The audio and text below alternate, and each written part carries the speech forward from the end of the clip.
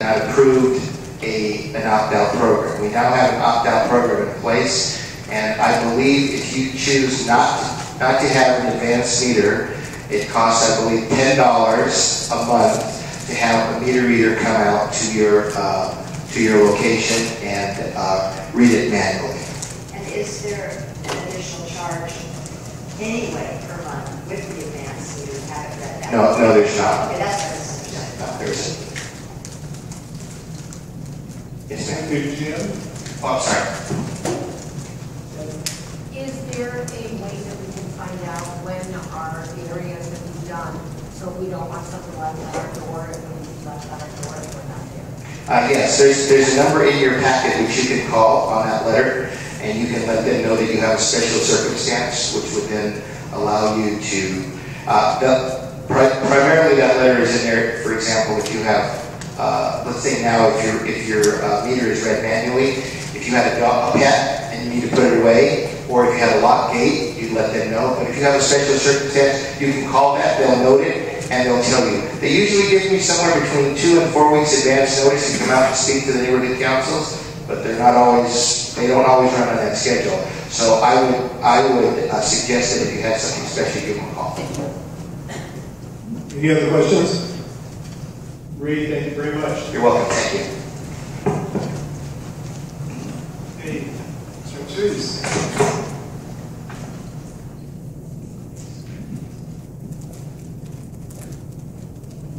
Hi, good evening. My name is David Azevedo. I am the district director for school board member Tamar Gallatin, who is the board member for this area in Granada Hills North for the Los Angeles Unified School District. So I just wanted to come today to introduce myself and to just talk a little bit about Tamar's priorities for this now well underway 2014-2015 school year. You know, one of the best pieces of news to come out of LUSD in a while is the 77% graduation rate for last year's graduating class. That's outstanding. That's 12% better than last year. So we're extremely happy that we have those results. That's getting much closer to our 100% graduation rate. So in terms of what school Tamar represents, she represents in this area Kennedy High School, Dan U Elementary, Haskell Elementary, Norwood Elementary, El Oro, Way Elementary, Frost Middle School, and Van Gogh. So if you have any kids that are going there, grandkids, know anybody who goes there and have any questions regarding the LUSD, please feel free to contact me. I'm your point person, I'm your guy for all things public education and LUSD. In terms of priorities, Tamar's #1 priority, as usual, is to be the fiscal watchdog on the board. I mean, this is really the first year that we have seen the light at the end of the tunnel. We faced $5 billion worth of education cuts during the Great Recession, and we're finally out of it with education reform coming out of Sacramento. But there's still a lot of work that needs to be done, specifically here in the Valley. A lot of that money is going to the needier schools, and the Valley does have those needier schools, but LUSD is 80% disadvantaged, so the money definitely has to spread around there. So one of our things is to be creative with finding ways to find money, right? So we actually gave out $12,000 worth of money for new playground equipment that we were able to use from donations and spare money. So that was able to update playground equipment at 60 elementary schools across the district, including here in Granada Hills. So that was really fun to be able to do that. And in terms of the accountability elements, I'm sure you've read about the MISIS crisis that's going on. Tamar was a board member that called for a comprehensive audit of that. We should be expecting that results in the upcoming weeks. And in terms of technology, I know that we toss around iPads a lot, and that's definitely selling LA Times papers, and that's the criticism very well put. But Tamar really believes in providing for our 21st century kids a 21st century education for their 21st century lives and careers. And so it's not just about providing the tools, the iPads, right? It's about the content. So Tamar has actually passed a series of resolutions that creates digital citizenship curriculum and how to use those tools properly for their lives and careers. We've also gotten to work on expanding education for computer science jobs like programming, coding. These are jobs that are going to go unfilled by the 500,000 mark in 2018 in California alone. So if we prepare our kids earlier with computer science and this, the workforce development in the future, we will really be preparing our kids for their lives and careers in the 21st century. So with that, I'd like to just take any open questions. Feel free to ask me anything. I know there's a lot on people's minds at LEOC, but just in closing, also feel free to contact me at any time. I'll leave some cards. Yeah, you were the something to do with LEOC that Mitch is doing coming up, like a Saturday morning symposium or something. It could be the principal's workshop. Yeah. So basic general overview is for principals, and I'm not sure if parents can attend, but I can definitely check. Okay. Or stakeholders. And can council members attend? Neighbor council members? I would have to check with the English office. They're the ones that are putting on the agenda. Sure, it's at You got an email? Okay. If you got an email, then I'm sure you're welcome. My comment was that an email invited public to attend, in particular the council, so There you go. we may expect some other than principals to be there to ask that question. And I would like to see that our student representative and one other representative from the council attend that. Okay, Sid? Thanks. Just a couple questions. I understand the teacher's contract is coming up, and I'm wondering if the school responsibility, how tomorrow's looking at that. And the second issue that we're looking at is the superintendent in his contract, and how tomorrow's looking at that as well. Sure. So for the first question, in terms of teacher contracts, there is a negotiating team that is kind of on the front lines of negotiating everything out. Once that deal is hammered out, then it will go to the board and tomorrow for a vote. In terms of what tomorrow wants to see out of it, we do want to reward our teachers. They have been working so hard over the Great Recession years and the constant cuts and the RIF notices. We definitely want to give them their just due. But with that being said, there are tens of thousands of teachers deployed by LEOC. We do have a fiscal responsibility to taxpayers. We do want to balance that out. And, at the end of the day, this is, a school district that is run by employees. And there will be benefits involved and pensions involved. So we want to make sure we look at that. So it's that balancing test that we're trying to hit. In terms of the superintendent, Tamar is a supporter of Dr. Daisy in general. We have definitely had our criticisms, and we are definitely very concerned with what has been going on in light of the iPad situation. We have had Tamar's had several conversations with him on a critical note of that. Again, this is something where there's a lot of investigation that needs to be done to get to the facts, innocent until proven guilty. Tamar is definitely looking at that. But like we said, 77% graduation rate in the last just this last year. So we're very proud of where we're going with the district. John, do you have a question? Yes. I have talked to the principal of the... Yes.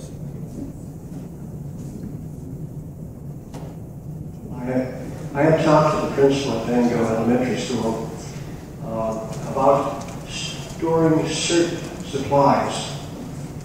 And she referred me to a member of the LASD, and that was some time ago, and I'm still waiting for a response on that. But what would be your response about storing safety equipment, circuit equipment, on a fenced-off area, safe area on a playground? Safety equipment, could you provide a little Circuit. I'm sorry? Circuit equipment. Who circuit? CERT. In other words, neighborhood volunteers in case of an emergency. Oh, yes. So schools do have that equipment. Yes. Yeah. What we're talking about is having a fenced-off area so that people, the students, etc., wouldn't have access to it. Only people that would have the key to that chained in area. Let's say the fire department might get there, police, so people, certain people, obviously, so that the neighborhood has safety equipment during a time of emergency, like the next time we have an earthquake. That's not the time to order the stuff, that's the time to have it. Right? And that's what we're trying to do. We're training people for SIP training, the community emergency response teams, and to have that available at the emergency time is very important. And that's why I'd like to hear what the LAUSD hierarchy would say about that. Well, why don't you get the gentleman's card and drop him an email and tell him who they referred you to, and then maybe he can get back and help you get some response from them, okay? Any other questions? Thank you very much. Thank you. All right, I don't think we have anything else. Great to see you. Hi. Thank you. Nice to see you as well. Sorry, I'm turn my back to you. My name is Megan Collier. I'm District Director for Councilmember Mitchell Licklinger. It's good to see you guys this evening. I wanted to bring you a couple of legislative updates from the council member. First, I wanted to share with you, about 2 weeks ago, many of you know the hotel minimum wage, something that was proposed by the Mayor's Department to increase the minimum wage for hotel workers was received from City Council. Councilmember Englander actually voted no. He was one of 3 council members to vote no on that minimum wage increase. So I wanted to share that news with you. Today in City Council, some of our City Council members proposed an initiative that was put forth by the Mayor's Department that would be across the board basically increase from minimum wage for many businesses from the City of Los Angeles if they met certain criteria. So that was introduced today in Council. The council member hasn't taken a position yet, but he is going to be reviewing it very closely. The council member has always felt that any discussion about increasing minimum wage needs to be met with an equal discussion about how to make the City of Los Angeles more business-friendly, reduce gross receipts tax and business taxes and things like that. So that's been his concern, and I wanted to share that with you. I also wanted to share that last week we had a couple of updates with regards to strengthening city cuts in the public right-of-way. You've heard me talk a lot about Save Our Streets Los Angeles and what the council members doing to keep our streets in as good condition as we can. So a couple of the council members' motions were passed last week in the City of Los Angeles. One was to ask the city attorney to draft an ordinance strengthening regulations pertaining to utility contractors. So right now, the council member has been here talking about that utility contractors aren't really held to the strictest of guidelines and there's not great oversight. So this asks the city attorney to increase the regulations with that. And then the other motion, which was introduced earlier this year, asked I think it's the city attorney to review the feasibility of utilizing an RFID tag, which is like a little barcode that would get implanted in the asphalts that would contain information about who did that work, when they did it, what permits they had. Right now, and you'll hear the council member talk about little metal tags that are supposed to be implanted in the streets when people do work, which doesn't happen very often. So this is kind of updated technology. It's talked about using technology to make our city more business friendly, and this would be a great step forward in that direction. I just wanted to say congratulations to Bill Hopkins, especially, and the neighborhood council for a wonderful emergency disaster preparedness fair. He worked so hard and made it look so easy, but we heard, I'm sure he'll talk, I don't want to steal his thunder, but he'll talk about how successful it was, and I think it was the 9th year? 7th. It felt like the 9th. It was the 7th. So congratulations to Bill, and I know I'll see you all at the street fair on the 11th. We will have a booth there, so come by and say hi. Anybody have any questions for Megan? Sid? Thanks. I just have a comment. I really like to commend Mitch for being one of the few councilmen who have an idea about what keeps the city running. And if you look at that ordinance, it's basically the city now dictating labor contracts for all kinds of business where they get that rate, I don't know. But if you look at that ordinance, I think Mitch is standing against it. I really like to commend him for that. Thank you. I will second that, but not as the chair of this organization. Thank you. Any other questions? Megan, as always, thank you so much. Thank you, guys. Good to see you. All right, we'll move on to public comment, and public comment is 2 minutes, and we do like to keep that, and this is comment, not conversation. All right, Bernie Davis.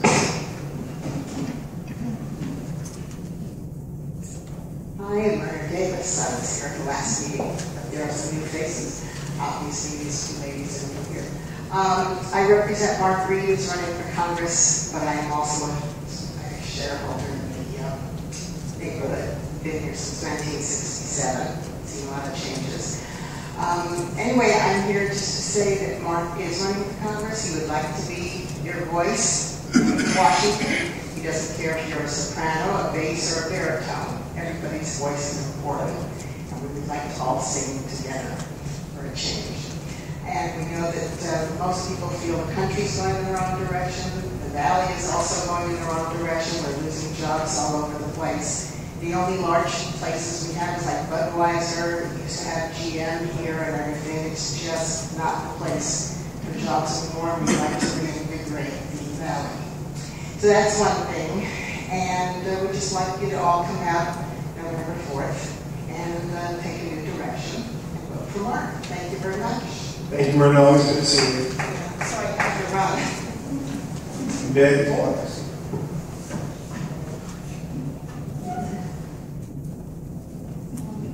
I'm back in the group again, and it's because the past 6 months have been horrific odors in our neighborhood. And so I've gotten back involved with the Neighborhood North Council, North Valley Coalition, and I wanted to participate in the Saturday Fair and just give out information. I brought it once, you can pass it down, but just to let residents know who to call, who we can get involved with, and see if that would be all right. In addition, I did generate with other residents a petition, which I'll pass to, like to see if I can sit there and see if I can get people to sign up to who have been in the area and have been impacted by the odors to sign up, because it's been 23 years I've been in the neighborhood, but the last 6 months have been the worst ever, and it's getting worse and worse, and it's got to be something that we band together with BFI, Republic, LA City, LA County, and try and put some kind of constraints on or rebuilding the infrastructure, whatever it takes to contain that. So I just wanted to pass that on and see if I could get involved. And if not, as a citizen, I'll probably be around the fair doing it anyway as I go in my neighborhood. I'll see you. If you want to talk to Jim, he's our outreach person. The street fairs pretty much is. I did, yeah. Bring it up now. Yeah. All right. Guzman.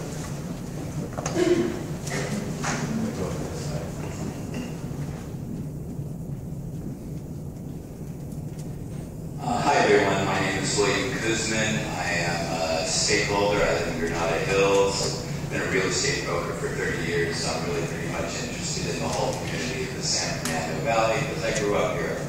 Got involved with the neighborhood council system, but only as a stakeholder last year when I had some concerns about how outreach was being done and how the goal of bringing the public closer to government, as stated in the city plan, wasn't really happening as well as I thought it might be able to.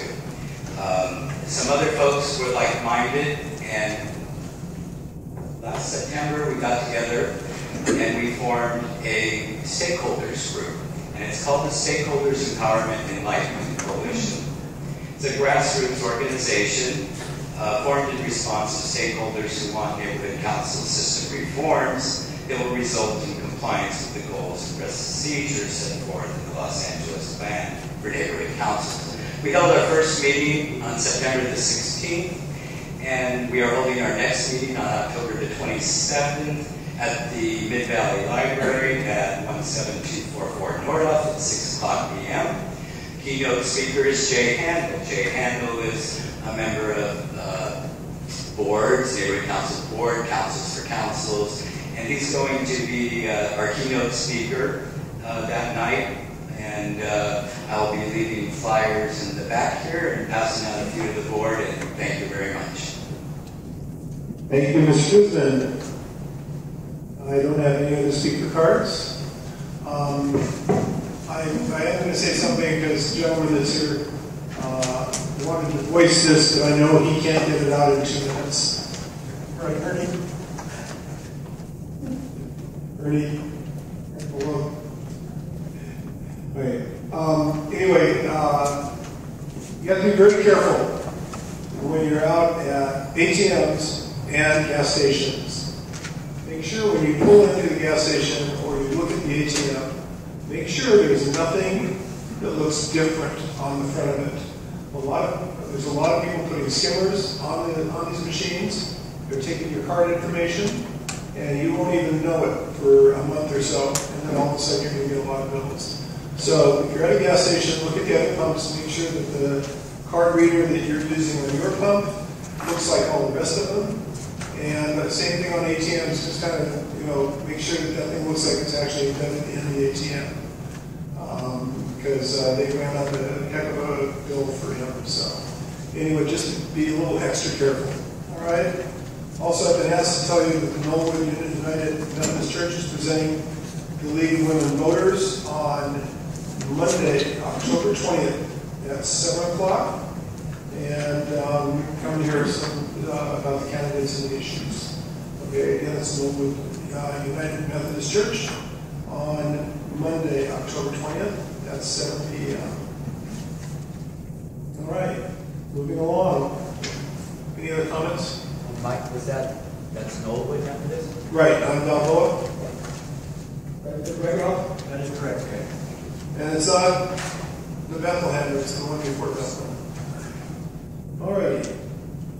September board minutes. I have a motion to approve. Bill.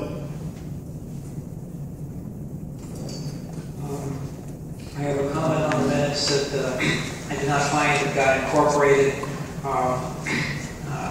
That was under my comment, which was part of the public safety report, was that based upon a prior board meeting where I was authorized to sign the consensus statement on behalf of the board.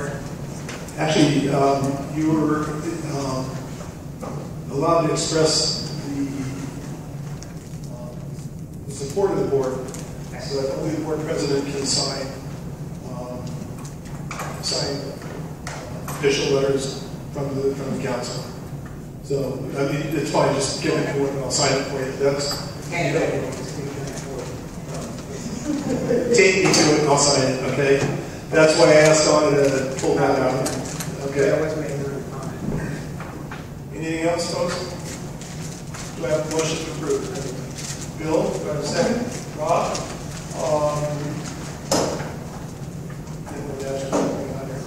If there are no objections from the board, we would like to call the vote unanimous in support of the motion, and the minute taker will indicate a yes vote for all board members present on the vote count form. Thank you. Emergency preparedness, item 1. Bill, keeping everybody warm this one, huh?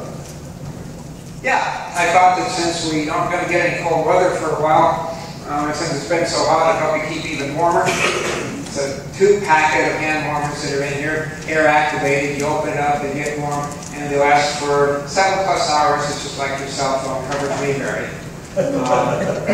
And here you don't have nearly the impact as you would if you were, say, northern Dakota, something like that, where the slight temperature difference makes a lot. Here it's just, is that thing on? Yeah, it's on, but wait until it gets cooler and give it a shot. Also, as always, in the back of the room we have all of the emergency preparedness items, notes, flyers, booklets, and pamphlets. Feel free to take them. That's what they're here for. And if you have any questions, check with me later and I'll answer them for you. Thank you, Bill. The executive committee report. We hate to see anybody resign, but we are announcing the resignation of Rob Ryder from the board. Number 2, I'd like to call representatives for the budget representatives for the mayor's budget. Vanessa, I can't volunteer you, but I would be more than happy to volunteer, Michael. But help me like you on that. And we have one other volunteer that would like to, go down, sit through the meetings and give some input back to us and further our input to the mayor. I have a question. Sure, Jim. No, that's not. I kind of figured that one was going out this way. Can that be a stakeholder volunteer, or a stakeholder representative, not board member? No. This is, yes, for the purposes of reporting back to the board. Right. Yeah. Yeah, well, maybe we can like really solicit somebody at the street fair. Yeah, or somebody in the room who wants to get involved in. I might think about it. In the budget. If you'd allow. Let us know. All righty. Folks, we've got a lot of motions tonight, and last month we got out of here in record time and did all of our business, and I'd like to keep everything concise, to the point. Okay, anybody's got comments, let's try to keep them very succinct, all right? First motion from, I'm sorry, Vanessa Scherz. All right, so just to approve, do I need it? To approve the treasurer's report for September 2014. I got that teacher voice, I really think it's there. A motion to approve the treasurer's report for September 2014.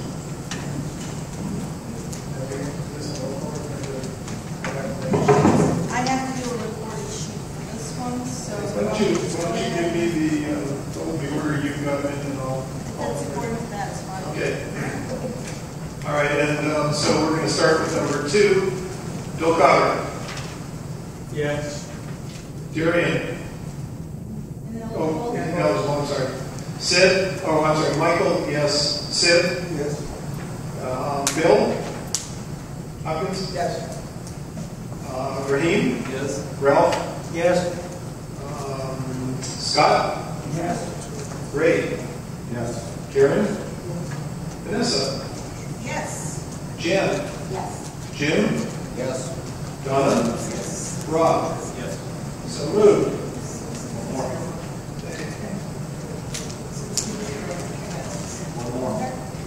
Oh, that's right. I'm sorry, Mike. I'm sorry.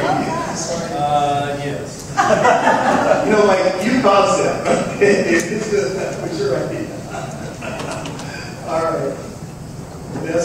All right, and then a motion to approve up to $80 per month from the outreach budget for meeting refreshments to be purchased from Smart and Final or an equivalent vendor. Any questions? Hearing none. I have a question. Yes. What meetings are? The board meetings. Yes.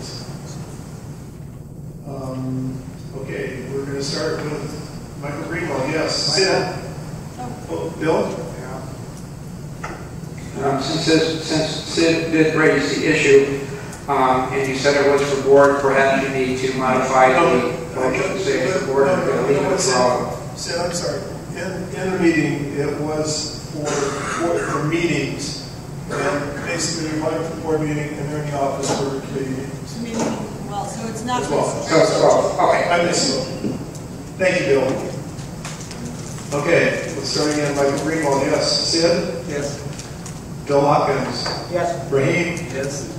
Ralph? Yes. Bill Wilberg is here. Scott? Yes. Ray? Yes. Then Karen?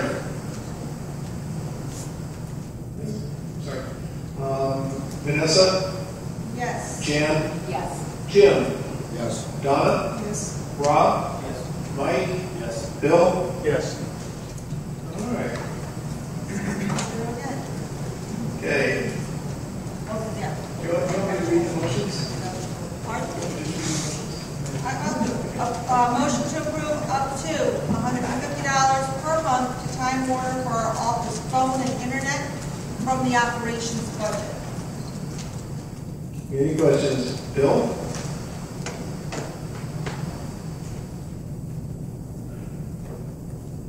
For the $150 a month, I'd like to point out that every time I've been in the office, I've never seen the phone used once.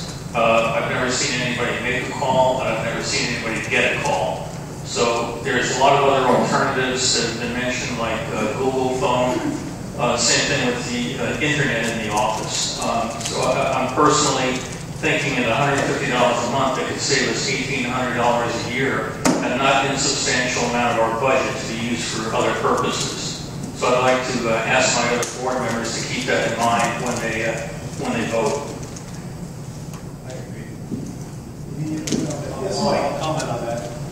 It does get used quite a bit for, I'm sure, Donna, Vanessa, myself, anybody who shows up with the reports that we do. We may email it to ourselves, go to that computer, and then print it out there. And that may be a good example of stuff that happens. There's other meetings there too, where we need to get copies of bylaws, rules, or whatever from the internet. So take that into consideration. Okay, any other questions? Sid? Is this a yearly contract or month? So we can investigate alternatives. Well, actually, and I cancel. think we're past our year contract, so we're a month. So we can look at alternatives. Correct. All right, anything else? So, we will vote on this, and then we will also maybe get a couple of volunteers to work with Vanessa and figure out if we can go to a Google phone and reduce the internet budget down. Because we don't need something fast like a T-line or anything. We need to go with minimum internet speed. Okay? All right, we will start with Bill Hopkins. Yes. Raheem. Yes. Ralph. Yes.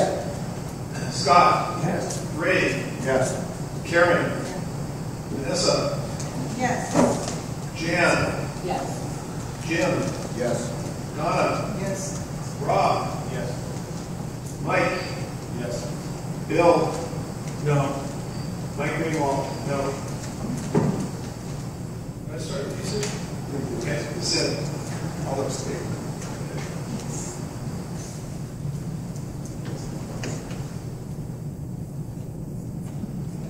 The motion carries.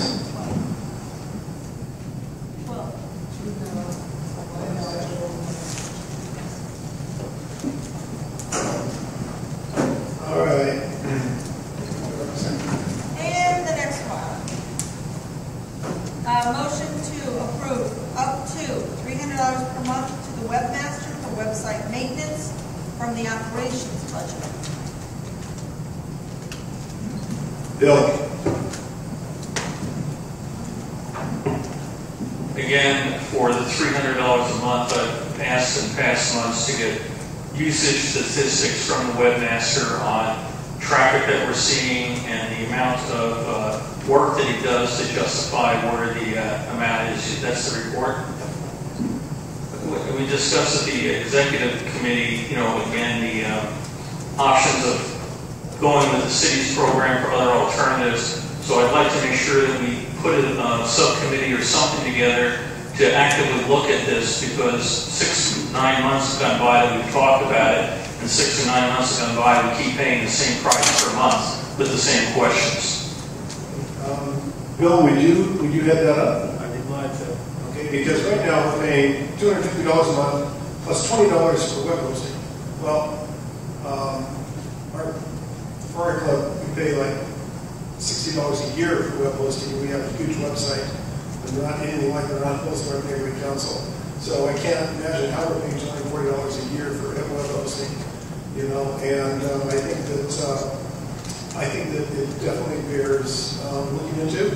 And if we are going to try to switch it at webmaster, we're going to have to put an entire RFP together and send it out and get at least 3 bids. Yeah, I did all that for the initial website. I'll be glad to do it again. If anybody would like to join me to assist in Jan, any others, please let me know. Who else would like to join website committee? I'll definitely take part. All right, thank you. That's it. Again, is this a yearly contract or month to month? No, it's month to month. And I'm sure that we can get better service for a much lower price. So, but I'm not aware of that. Any other comments? Okay, motion to approve. Raheem? Yes. Ralph? Yes. Scott? Yes. Ray? Yes. Karen? Vanessa? Yes. Jan? Yes. Jim? No. Donna? Yes. Rob? Yes. Dawkins. Yes. Bill. No. Greenwald. No. Sid. No. Bill. No.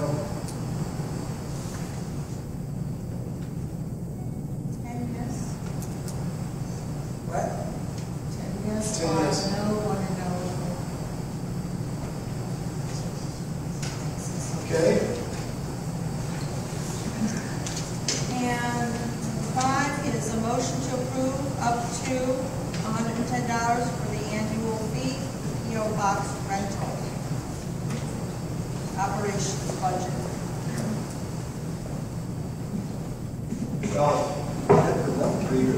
For the year, for the annual. Oh, actually, annual, yes, okay. You had comments? Yes, Mike. Who's been checking? Okay. I'm going to make a comment, just as a board member. You know, we spend all this money in our office, and we have a post office box.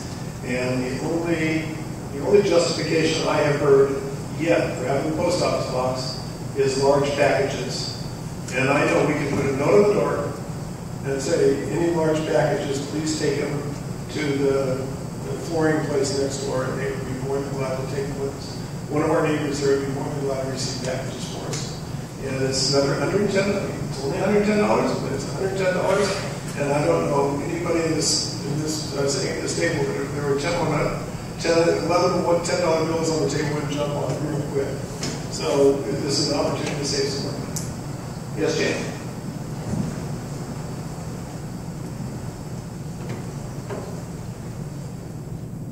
Michael, I totally respect anything you have to say, but as a bum co-chair, I feel we really need this mailbox, and Agnes and I have been talking. There are some privacy issues in the mail we get. We don't know if we can totally trust somebody else to get our mail or be here.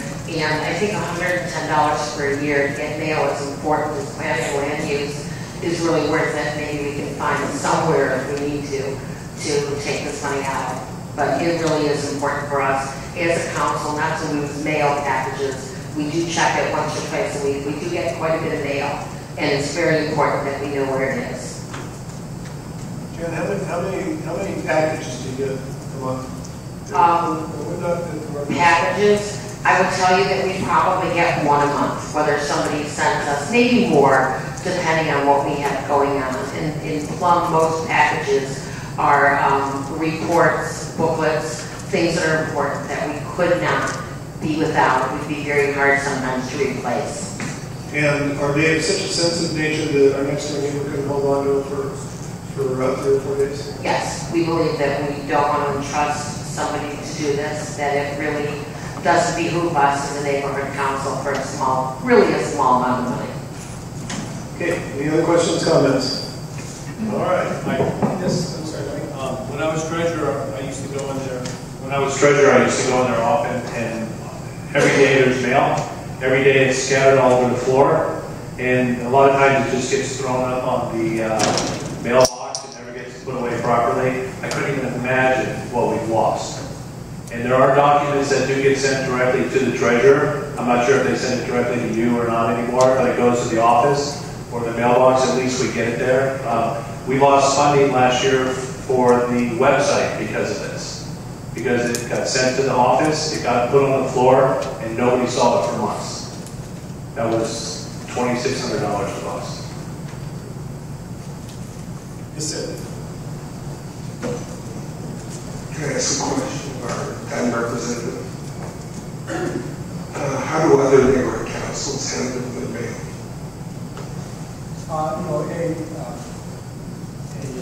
A box is common running fees, but as to whether they have office space, I couldn't tell you that, but I do see it often. Not every NC is not. I mean, it's a common yes, it is. I would say that it is.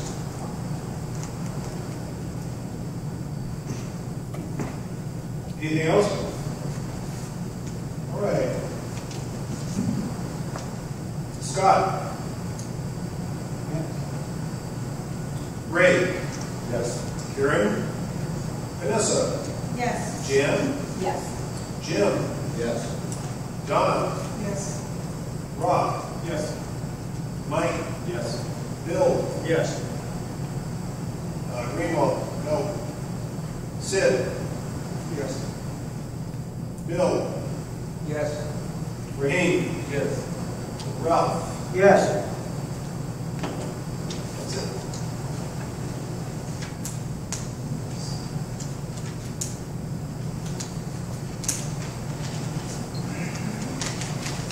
Yes, 1 no, and 1 no. And the final motion from me is to approve the purchase of office supplies throughout the year up to $500 from Office Depot or similar vendor. This will include, but is not limited to, toner, printer, drum, copier paper, and cleaning supplies from the operations budget. And again, this is for the entire fiscal year. Any comments? Okay. Ray? Yes. Karen? Vanessa? Yes. Jan? Yes. Jim? Yes. Donna? Yes. Rob? Yes. Mike? Yes. Bill? Which one? Cutter? Yes. I'm sorry, guys. Greenwald, yes. Sid? Yes. Hopkins? Yes. Raheem? Ralph? Yes. I thought this started with Scott, right? No. Scott? Yeah. Yeah. I think it started with Scott.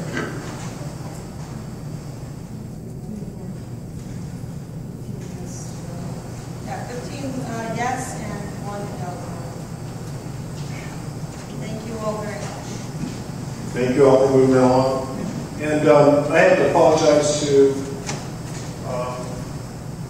Outreach, Parks, and Plum. I promised I was going to move the order of reports around, and I did not do it. So, City White. Thank you. This full agenda that we have, there's a number of areas that we did not bring forward as resolutions, so we discussed at our next meeting. I just want to mention what those areas are. One has to do with the vendors in the park, but how they're going to be licensed. That's being looked at the city council right now. We did look at the minimum wage ordinance, and we felt that, which we can bring forward, but that any ordinance like that the city should also be looking at the financial or economic impact of their activities, and we're going to bring that to our next committee. And then we also have on the agenda for our next meeting the ethics committee's report on voting. One of the recommendations is paying people to vote. That we will be looking at that recommendation. That being said, we have a number of resolutions that we did finalize at the meeting. The first has to do with the DWP and IDEW, part of Water Power and the International Brotherhood of Electrical Workers. As I mentioned in the last meeting, the city has been giving $4 million a year to the IDEW for its education and safety committee, and no one knows where that money is spent. So we're talking about $40 million over the past 10 years. The city is finally taking some action. They have a resolution that we have here that there were provisos that IDEW would open their books before they get this year's payment. And we're supportive of that resolution. However, we feel that the city council should be in coordination with the memorandum of understanding that neighborhood councils have with the Department of Water and Power.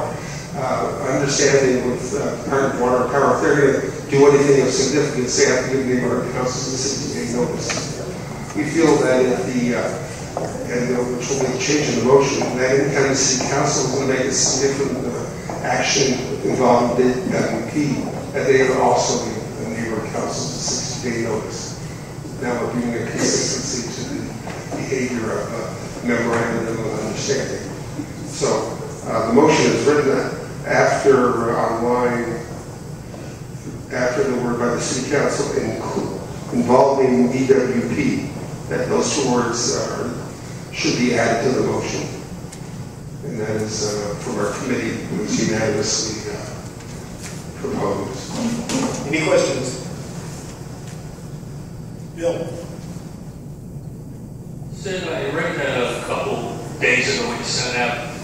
Did the city say that they weren't going to give them money until they open the books? Or the way I read it was the city was going to give them the money if they promised to later open the books. So could you clarify that? Do they have a definite, show us the books and we'll give you the check? The way I'm reading it, the money is going to be in an escrow account.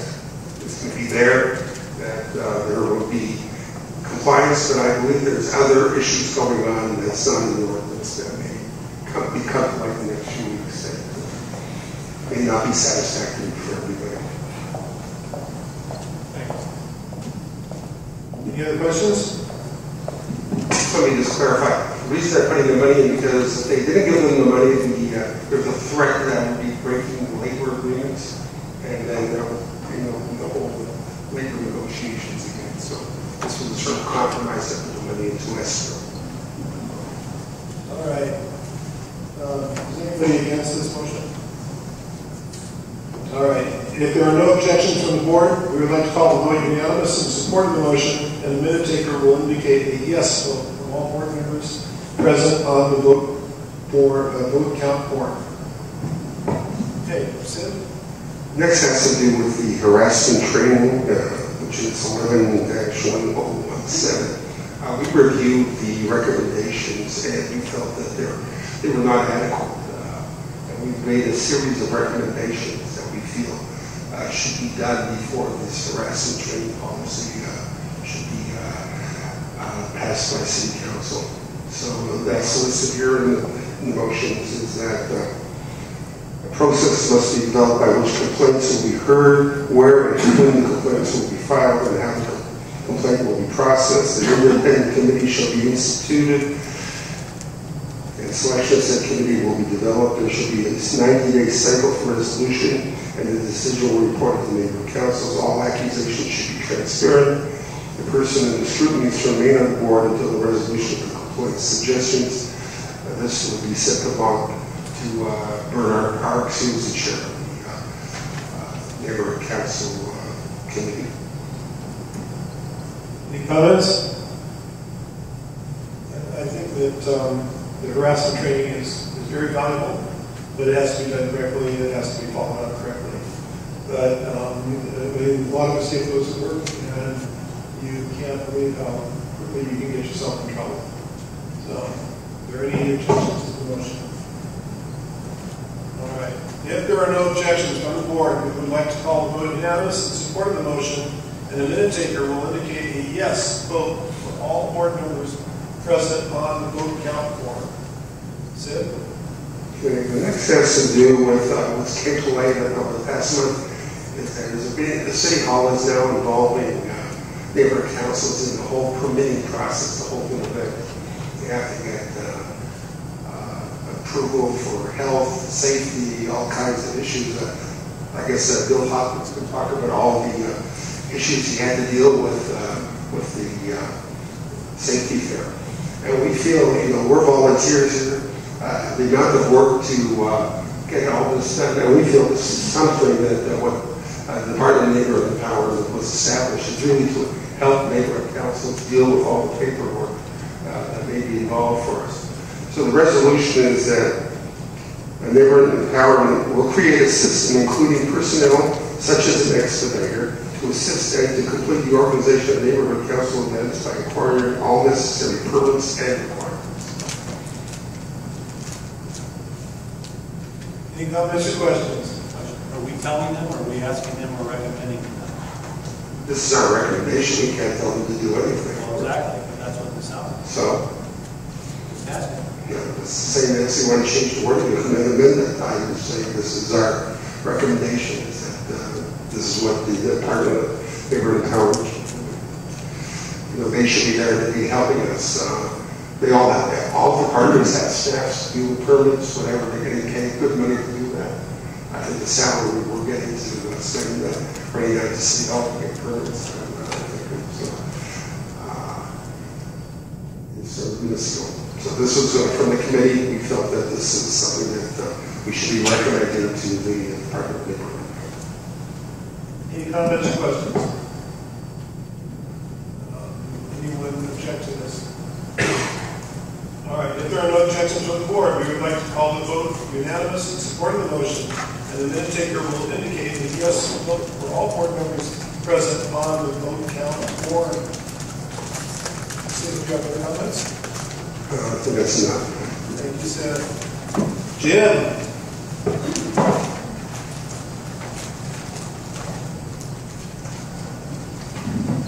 There you go. On outreach, our surveys are being completed. I really want to get the numbers out by the street fair, and we can also put them on the web, so people, when they go by the booth, they can see that their input was logged in, and we at least heard their voice and published. The big event coming up, well, first, like, congratulate Bill and everybody else who did the emergency preparedness there. That was a big success. Vanessa just gave me a wad of about 20 or 30 new names, which almost for our candidates. Our main thing right now is the street fair coming up this Saturday. I'll contact everybody this week on how it's going. I'll be able to be there all day, and we have sign-ups from before, and so it all helps. And we're also having, I see Virginia's going to help, and Rob, everybody else. We can use more people if you want to. Just call me up. But that is a good event. And it is a good event also for getting the word out on our neighborhood council and issues. Yes. Jim, do you have a schedule? Not with me, but starts at what? I think it's 10. We're going to get there 9 to set up. Okay, so I think I'm on at 9. Right, I'll be set up. Could you just shoot out an email to the board and give us who's signed up for what times? Yeah. I appreciate that. I'll also, I contacted Mike Calvo and Richard Fisk today, and they'll give us the exact areas where we are around there. Good deal. And let's, when he sends this out, folks, if you see where we're kind of a little shy on, everybody, step up and we can go spend an hour, even a half an hour down there, and meet your neighbors and meet the community. Yeah. And then there's a little question I wanted to ask the board, like, they both came with the petition against the voters and things like that. How does the board want to handle it? If they're stakeholders, they can give everything they want, but we should have something from the city attorney's office that says it's not our opinion, right? Well, in the future, again, it's so short, and I really think that anything like this has to be voted on by the board if we want to, have, something like this in our booth. Because if we do it for one person, anybody shows up, we basically have to put it down. So I think that from now on, if somebody wants to be in a booth at the street fair, in our booth, they should let us know a couple months ahead of time. And we can ask the board if we want to support that particular issue. Bill. Just getting back to the participation in the event, you will need to fill out the event pre-approval code process and go through all of that before you will be authorized to spend money for this. So bear that in mind, get that going like yesterday. Jim, you have a question? Well, yeah. In all the times before, the street fair has been an opportunity for different groups and different opinions to give their opinion on a personal level. And if it's not a board opinion, then we just say it, because we're supposed to help participation. If the only thing we give out is board-approved materials, we're really defeating our cause, because the people won't, the stakeholders, they won't think like they have a chance to participate. So I think it's really important. I think it should not be an opinion as president. I think we should ask the city attorney and Melvin, what's your opinion on this? Because we want our stakeholders to participate. So this is to to conduct outreach at the event? I mean, daily, the event is not being organized by you guys. You're participating in the event. We have a booth at the event to do outreach. Right. And we have a stakeholder request. I don't have it in front of me. They had to do with odors from the landfill.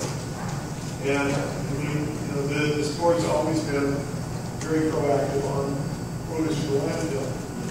However, the board did not vote on having this in our area.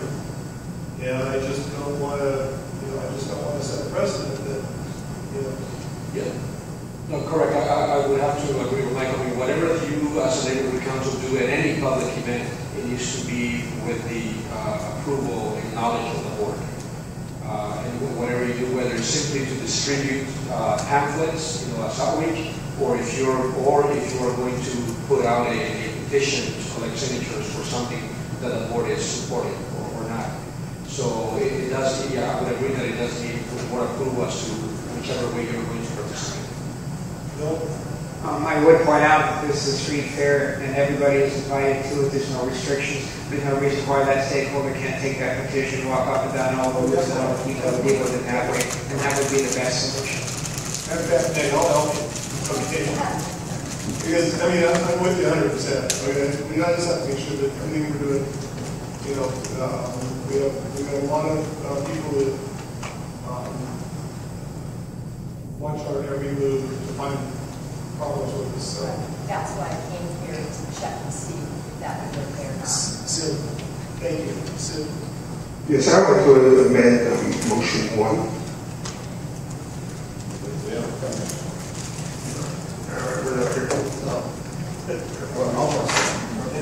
When we get there, I'd like to amend the motion. Okay. Now what motion 1?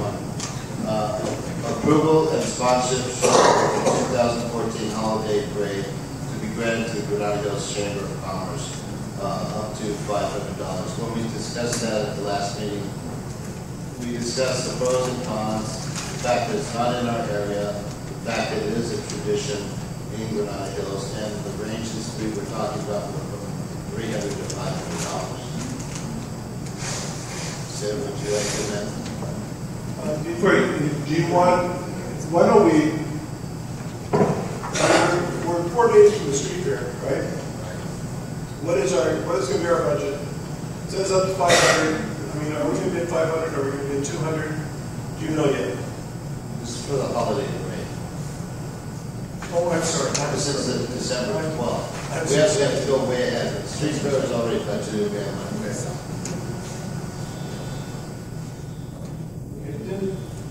Did we previously approve the lower amount for the holiday parade? Yes, it's in the budget. It's in the budget we've already approved. I believe it. I don't have a copy. I'm trying to get online right now, and it's not loading up. It's taking us to I believe it is too. Okay, well, the game has got discussed, so I imagine we don't want to do any more. No, it's your committee.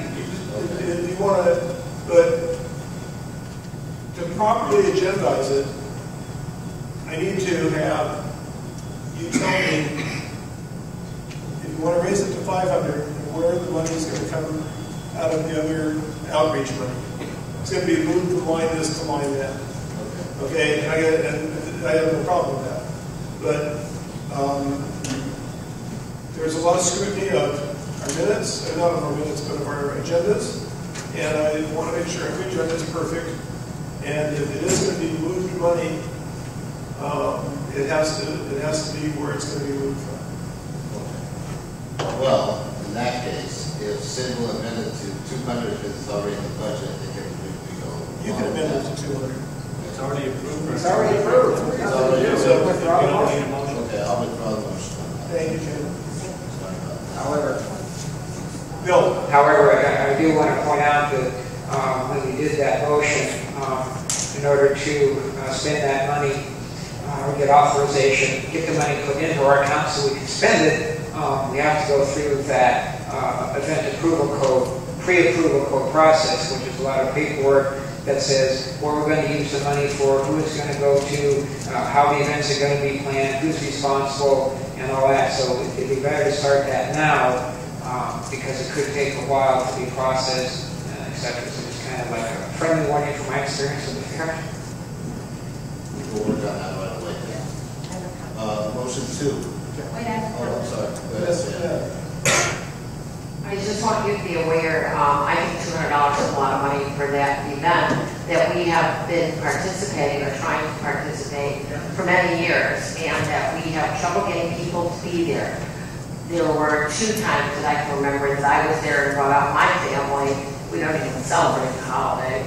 But please make sure before you spend money to get this going that you have volunteers that will be there to participate, because it's not been one of our better participatory events.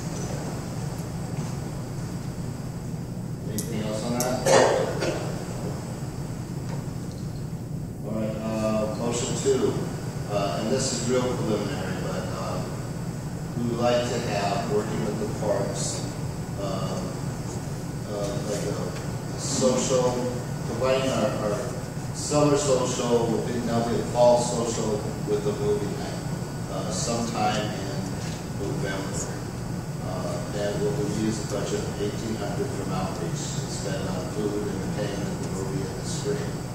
We still don't have a location, but we just have to go preliminary in that, and we would like to work, there's a special discount with the parks. Granada Hills South did this, and they got over 700 people. And I'm thinking we might do this as a little local event, because we don't have a holiday parade. This is something I'd like to see, like maybe every year, combining for social and movies, so we get a lot of people out. Jim, how much money do we have in the budget for the social? Oh, I didn't know. I don't know what we have. I think we have 1,500. Yeah, it's like 400, 800, 500, something. Get lower in.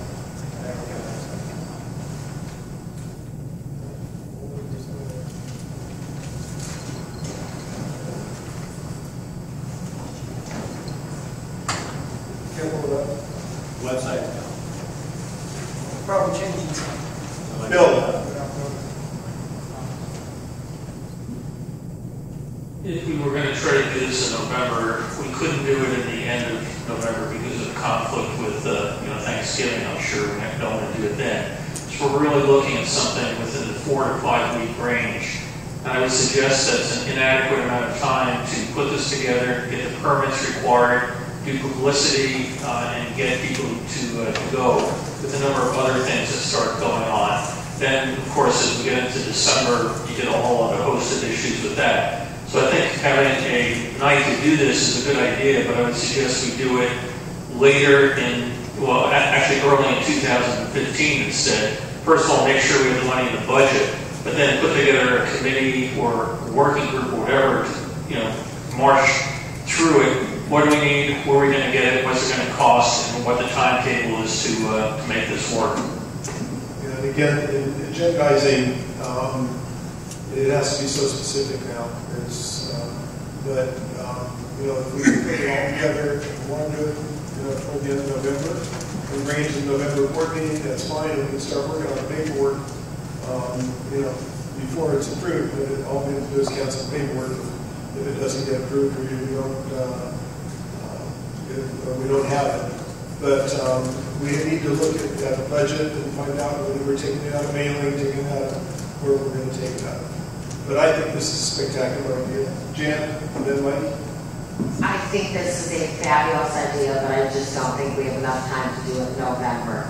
I think it's too important to our council, too important to our community to do it right. And so I thank you, Bill. I would recommend waiting until the early time of the year and making an indoor event in case we've got some very unlikely alley rain. Great. The budget is $1,200 currently for the summer social, so that's where it can come from. And as far as I know, we need to be specific about the vendors or the equivalent vendors we're going to be using. So if you come back, then we will need to know who those are. Okay. I thought it was Matter of fact, treasurer's report, Vanessa's having to do that now as well. That's why you guys see Office Depot and whoever else we use in there, or a cook. Okay, in that case, I'd like to table this, member. Mel, the city attorney meeting, do we have a handout on structuring the motions as far as how specific they have to be on, we're going to get this from here, or equivalent vendor, we're going to spend this much, and the money's going to come from this account, correct? Correct. So, yes, anything, the more specific, the better, if you know that is what you want to pursue, but we can also work it to leave it somewhat general so that, but in any case, the motion can always be amended, so if you do come in with a vendor.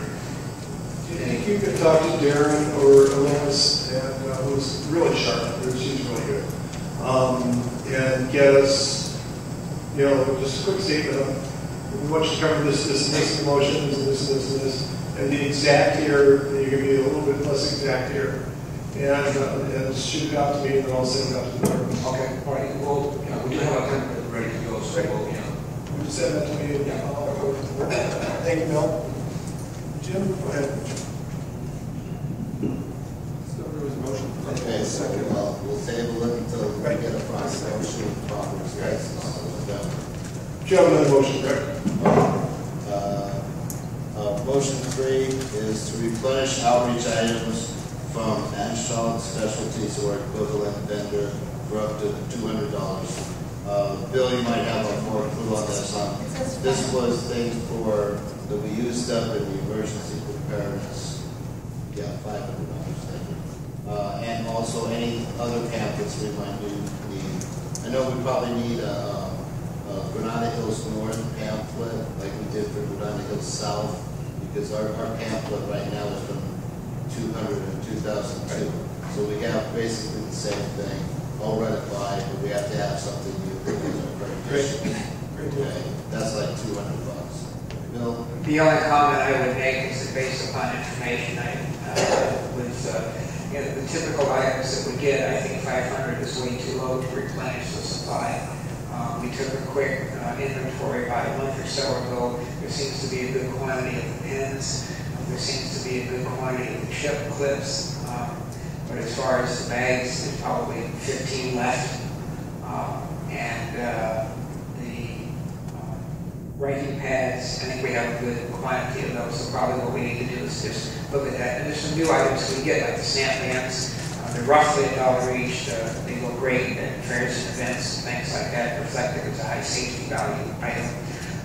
That would be something to consider. But I think for our existing inventory, that 500 is too low. But all right, how much do you think we should increase it by?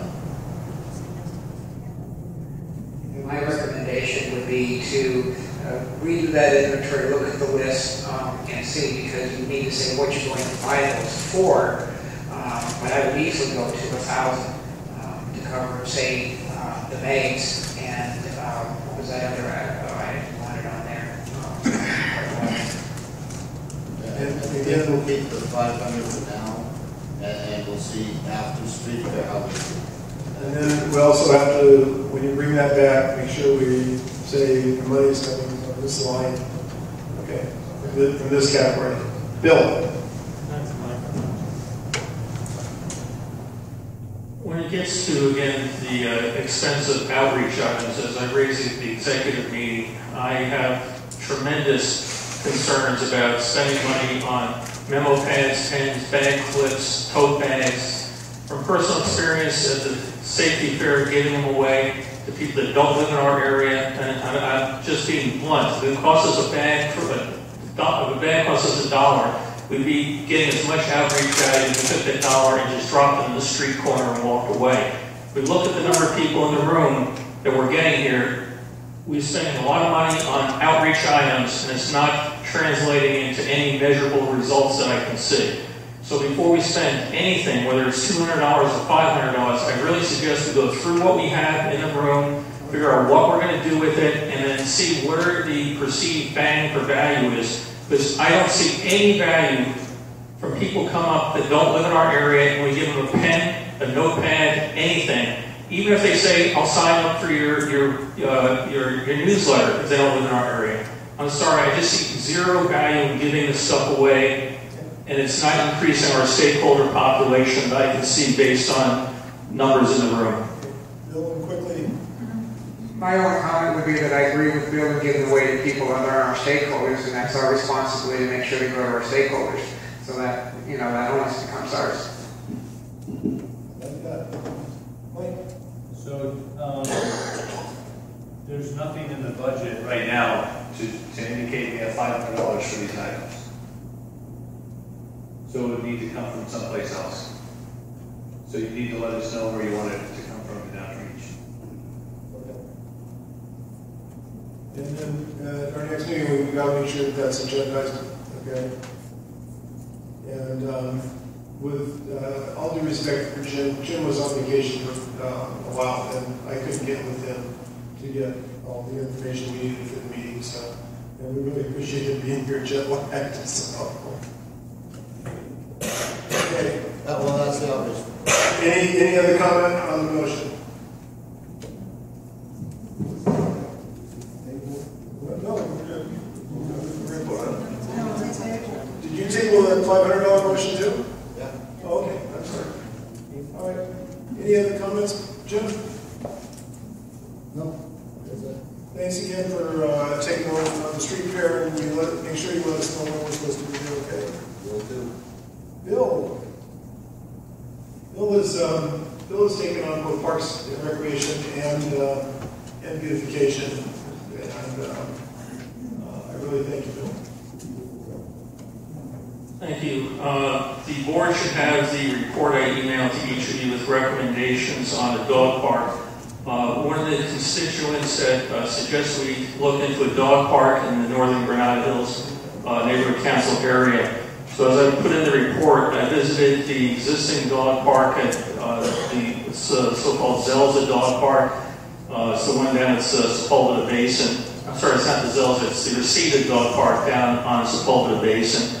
I also visited each of the parks that fall within our geographic area to look for areas that could be physically adaptable for a dog park, and also to interview people that were in those facilities. I think, as a dog lover myself, I wish I could recommend yes, but I think the city has done a very poor job with the Sepulveda Basin Dog Park. It's frankly filthy. It's a real mess. There's rules and regulations that people need to clean up after their dogs. They don't. The city is not cleaning up after an adequate basis. So you look at that dog park, it's not what I'd like to see in one of our parks. There's also been tremendous problems down at that park with one dog owner versus other dog owners that have resulted in the LAPD having a frequent presence there, restraining orders issued against people. There's just a whole host of things I think the city needs to address as far as enforcing rules and regulations in these parks before I would encourage one up in our area. The other thing in our area that is a problem is that Zelza would be the most likely park that I would think from a space for the new park, the Aliso Canyon one, but it would put the proposed dog area in very close proximity to equestrian sites, which from everything I'm seeing from a safety point of view would be a negative. So my recommendation would be that we do not go forward with a dog park until we see the city clean up, literally and figuratively, the issues at the existing dog parks to make them a safer environment both for the animals and for the animal owners. Well, I don't know if anybody has any questions on the report that I issued to you. No, I thought it covered everything very well, and I totally agree with your findings.